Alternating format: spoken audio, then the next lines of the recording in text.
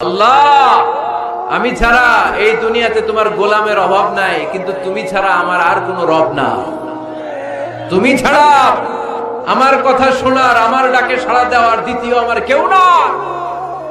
তুমি মাফ করতে পারো, তুমি ক্ষমা করতে পারো, সব গুনাহ আজকে স্বীকার করলাম। আব্দুল্লাহ, রিজিক নিয়ে চিন্তিত হয়ো না, রিজিক নিয়ে পেরেশান হয়ো না। Play your role. রিজিক ইজ ফিক্সড। যেটা তুমি পাওয়ার তুমিই পাবা, যেটা তুমি পাওয়ার কথা না চেষ্টা করেও সেটা তোমার কাছে আসবে না।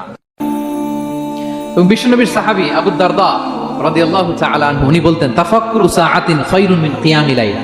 1 ঘন্টা কেউ যদি আল্লাহর সৃষ্টি নিয়ে চিন্তা করে, সেটা সারা রাত তাহাজ্জুদের সালাত পার করার চেয়ে উত্তম।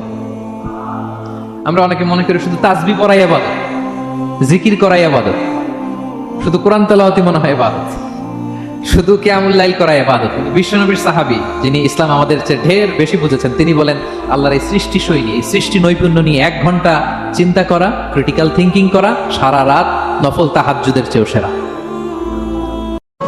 আপনি চিন্তা করবেন না, কারণ ফাইন্না মাআল উসরি ইসরা, indeed with every hardship there is ease. প্রত্যেক কষ্টের পরেই আনন্দ আছে না নাই? প্রত্যেক দুঃখের পরেই সুখ দিয়েছে কে?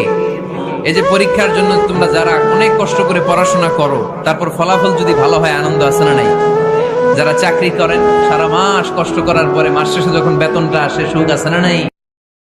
অনেকের অনেক দুঃখ, অভিযোগ, জাল্লা আমারে এটা দিল না, ওইটা দিল না, আমার পাশে সে বড় হয়ে গেল, ও চাকরি পেয়ে গেল, ও ব্যবসায় উন্নতি করলো, ও